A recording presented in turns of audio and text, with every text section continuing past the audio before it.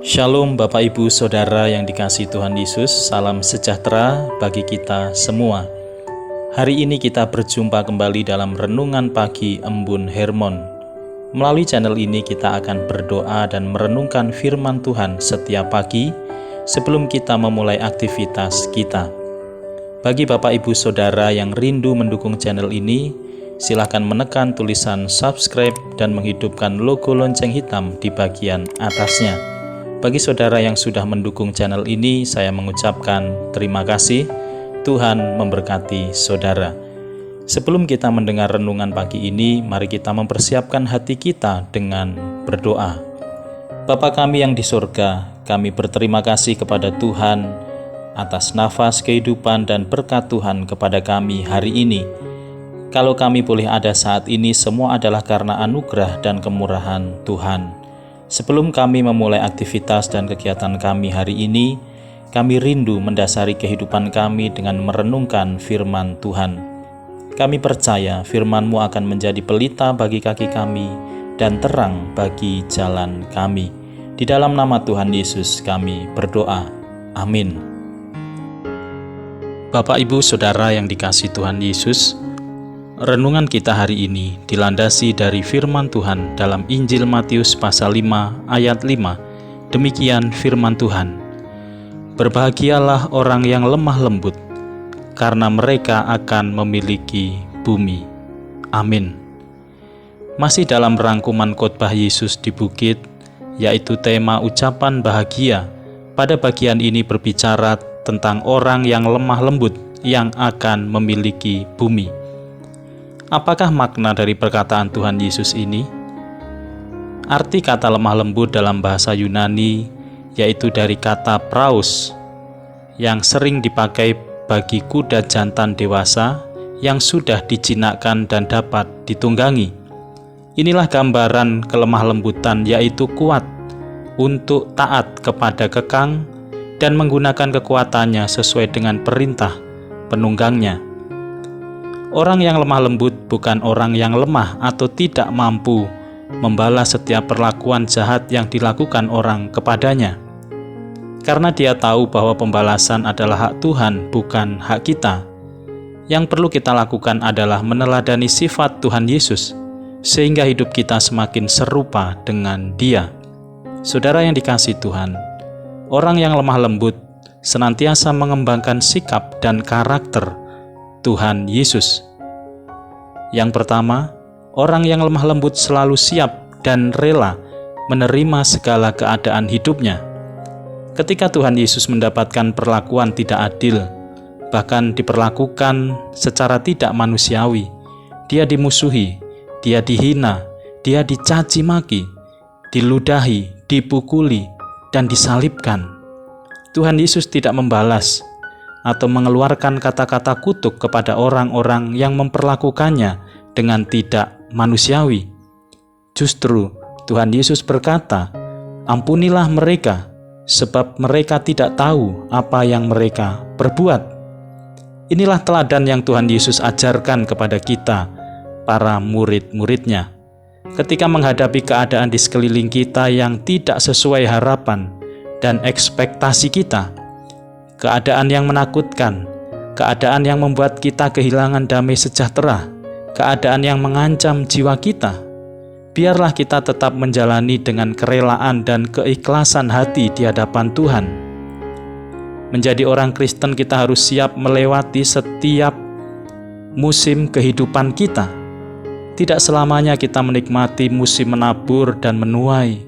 Terkadang kita harus menghadapi kegagalan, mengalami topan dan badai yang dahsyat, mengalami keretakan dalam hubungan, mengalami duka cita yang mendalam. Tetapi semua itu mampu kita lewati karena Tuhan beserta kita. Yang kedua, orang yang lemah lembut selalu tersiksa melihat dosa, ketidakadilan, dan kejahatan yang ada di sekitarnya. Orang yang lemah lembut bukan berarti orang yang pasrah dan tidak bisa marah. Mereka menjadi marah, tetapi tidak berbuat dosa. Mereka marah ketika orang banyak berbuat dosa, melakukan kejahatan, yang ada di sekitarnya. Ketika orang banyak selalu mencari Tuhan Yesus tidak pernah memarahi mereka. Tetapi ketika Yesus masuk ke bait Allah dan melihat banyak orang berjualan di sana, Yesus mengusir semua orang yang berjual beli di sana. Ia membalikkan meja-meja penukar uang dan bangku-bangku pedagang merpati, dan Yesus berkata kepada mereka, "Ada tertulis, rumahku akan disebut rumah doa, tetapi kamu menjadikannya sarang penyamun." Walaupun ada perkataan yang keras keluar dari mulut Tuhan Yesus terhadap orang-orang yang berbuat dosa, tetapi hal itu lahir dari roh yang lemah lembut karena kasih-Nya supaya setiap orang menyadari dosa-dosanya sehingga mereka diselamatkan. Yang ketiga, orang yang lemah lembut tidak akan mengeraskan hati. Dalam Alkitab, kata lemah lembut disejajarkan dengan rendah hati. Artinya orang yang lemah lembut pasti juga rendah hati, atau orang yang rendah hati pasti adalah orang yang lemah lembut. Yesus berkata dalam Injil Matius pasal 11 ayat 29, "Pikulah kuk yang kupasang dan belajarlah kepadaku, karena aku lemah lembut dan rendah hati, dan jiwamu akan mendapat ketenangan." Orang yang lemah lembut pasti dengan rendah hati mau tunduk kepada firman Allah, mau mendengarkan nasihat, teguran, dan didikan firman Allah. Tetapi orang yang mengeraskan hati dan tidak mau tunduk kepada nasihat firman Allah, maka dia akan binasa karena kedegilan dan kekerasan hatinya. Tuhan berjanji bahwa orang yang lemah lembut dan rendah hati mau tunduk kepada firman, maka merekalah yang akan memiliki bumi. Artinya, kalau hati kita taat kepada firman, apapun yang firman Tuhan katakan kepada kita, maka kita siap melakukannya dengan setia. Maka Tuhan berjanji akan memelihara, menjamin, memampukan kita untuk bisa menikmati setiap berkat-berkat surgawi, menikmati penyertaan Allah, menikmati damai sejahtera, dan menikmati segala kebaikan Allah selama kita hidup di dalam dunia ini. Dengan demikian, apapun yang saat ini sedang membelenggu kita, mungkin segala sakit penyakit, mungkin berbagai kebutuhan hidup, berbagai kesulitan dalam pekerjaan, berbagai pergumulan di dalam usaha dan bisnis kita, atau pergumulan dalam membiayai studi anak-anak kita, kita percaya bahwa firman Tuhan hari ini memberikan jawaban atas pergumulan-pergumulan kita, yaitu mari kita mengoreksi hati kita. Apakah berkat pemeliharaan Allah terhalang dicurahkan bagi kita karena kita mengeraskan hati akan didikan, nasihat, dan teguran firman Allah atas dosa-dosa yang kita lakukan? Jika memang demikian, mari membuka hati dan tunduklah kepada firman Allah. Maka kita akan menikmati pemeliharaan Allah hari lepas hari di dalam kehidupan kita. Saudaraku yang dikasihi Tuhan, sebagai pengikut Tuhan Yesus, hendaknya kita juga bertindak, berkata-kata, dan berperilaku sesuai teladan Tuhan kepada kita. Salah satu sifat atau teladan Tuhan Yesus adalah pribadi yang lemah lembut. Sifat lemah lembut harus mewarnai setiap kehidupan dan pelayanan kita.